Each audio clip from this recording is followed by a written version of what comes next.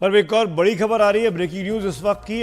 बड़ी खबर है, विपक्ष के खेमे से राहुल गांधी लोकसभा में विपक्ष के नेता होंगे। राहुल गांधी इस बात के लिए मान गए हैं। बीते 2 टर्म में भी किसी को, कांग्रेस पार्टी के किसी बड़े नेता को तो ये नहीं मिला था, लेकिन कांग्रेस ने अपना नेता अधीर रंजन चौधरी को पिछली लोकसभा में बनाया था। हालांकि उस वक्त सोनिया गांधी, राहुल गांधी दोनों सांसद थे, पर अधीर रंजन चौधरी को जिम्मेदारी मिली। इस बार कांग्रेस के पास हक है, उनके पास नंबर है, संख्याएं विपक्ष के नेता पर वो दावेदारी कर सकते हैं, और उसीलिए राहुल गांधी, जिनकी अगुवाई में कांग्रेस ने चुनाव लड़ा, वो अब कांग्रेस के तरफ से विपक्ष के नेता होंगे। राहुल गांधी इस बाबत मान गए हैं, ऐसा खबर आ रही है। लीडर ऑफ अपोजिशन का पद भी लगभग बराबरी का होता है, किसी भी कैबिनेट मंत्री के पद के बराबर।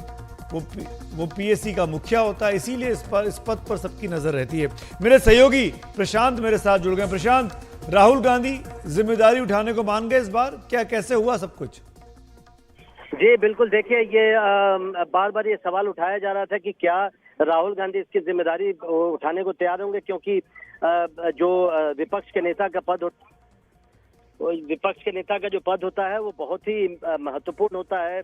जब संसद का सत्र चलता है तब तो समय देना ही पड़ता है विपक्ष के नेताओं को, क्योंकि पार्टी के भीतर भी कई बैठकें होती हैं, फिर ट्रेजरी बेंचेस के साथ कई बैठक होती है, स्पीकर के साथ कई बैठकें होती हैं, साथ ही साथ और भी कई जिम्मेदारियां होती हैं, क्योंकि आप जानते हैं जितने भी कमिटीज होती है, CBI director, CVC, chief vigilance commissioner, chief information commissioner, और अब तो चीफ इलेक्शन कमिश्नर को भी चुनने के लिए जो कमेटी बनाई जाती है, उसमें लीडर ऑफ अपोजिशन एक सदस्य होता है, जिसमें प्रधानमंत्री भी होते हैं और चीफ जस्टिस या अलग अलग व्यक्ति होते हैं। तो इस तरह की बैठकों में भी जाना पड़ता है, तो बड़ी ही जिम्मेदारी का काम है।